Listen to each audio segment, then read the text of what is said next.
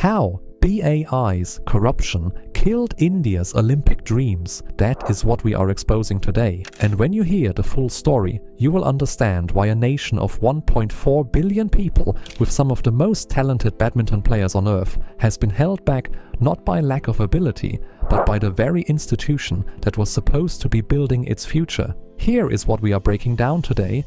A BAI president under CBI investigation for sending his own daughter and relatives to Japan on a government-sponsored youth sports program meant for genuine athletes.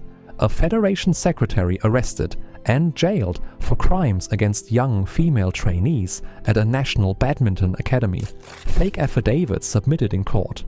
Players not being paid their BWF prize money on time. An age fraud scandal so widespread that over 80 parents wrote a formal letter to BAI demanding action, and a financial transparency record so poor that the Delhi High Court had to step in and force the federation to comply with basic governance rules. This is not a story about players failing India. This is a story about the people who were supposed to serve those players, failing them completely. This is Beyond the Shuttle, Chapter 1. What India deserved. To understand the full weight of this betrayal, you must first understand what India's players actually achieved despite the institution behind them. Saina Nehwal, Olympic bronze at London 2012. The first Indian woman to ever win an Olympic badminton medal.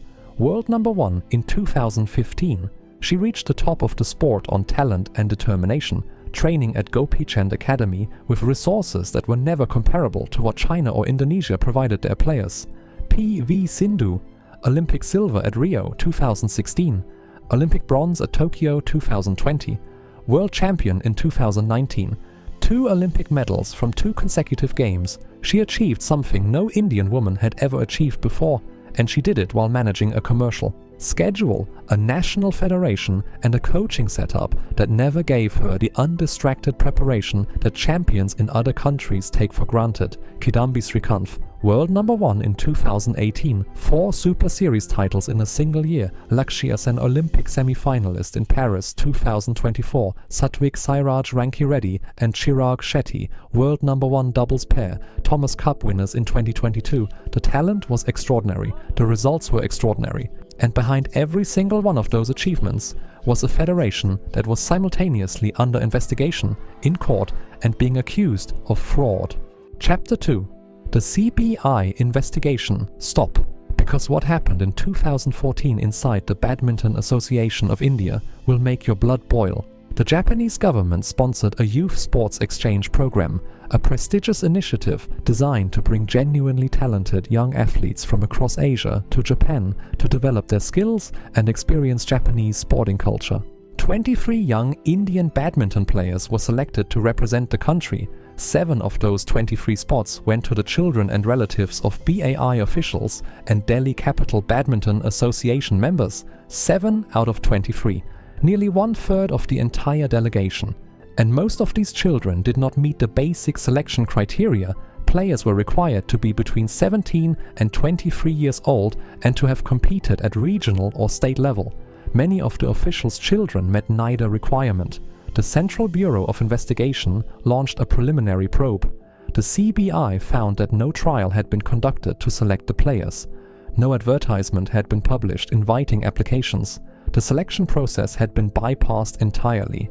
BAI President Akhilesh Dasgupta was placed under the CBI scanner for alleged nepotism and fraud.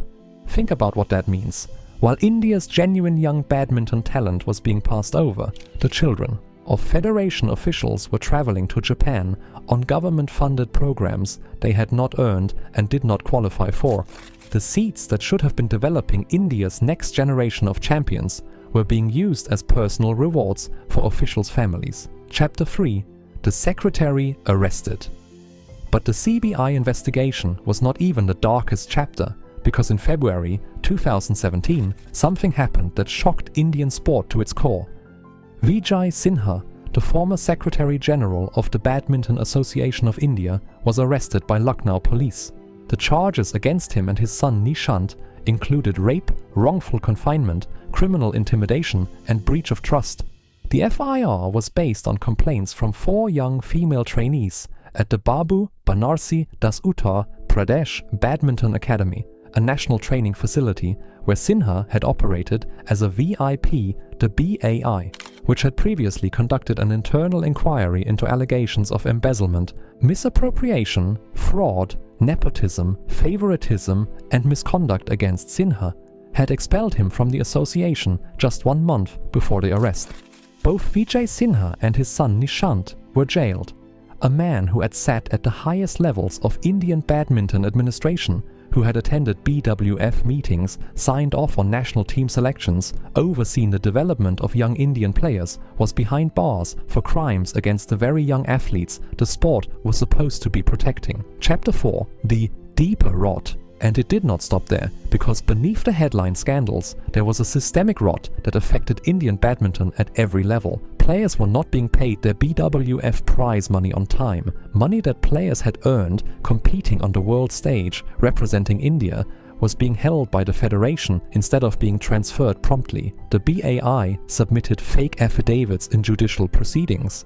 The Delhi High Court took cognizance of the Federation failing to comply with Right to Information Act requirements and directed the government to examine the functioning of the organization closely. The BAI president used badminton events to promote his own personal business initiatives without returning anything to the Federation. The first Premier Badminton League franchise was awarded to his nephew's company.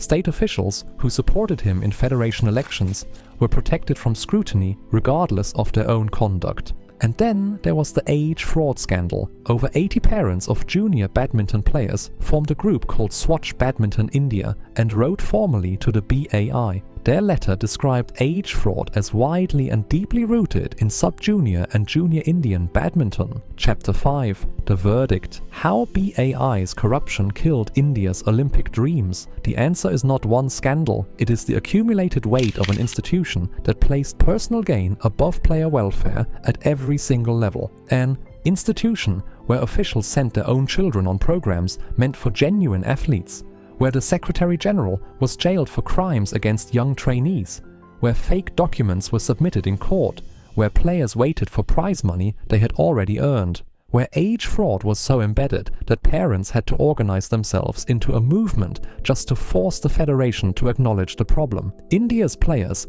Saina, Sindhu, Srikanth, Lakshya Sen, Satwik, Chirag, they achieved everything they achieved despite this institution, not because of it.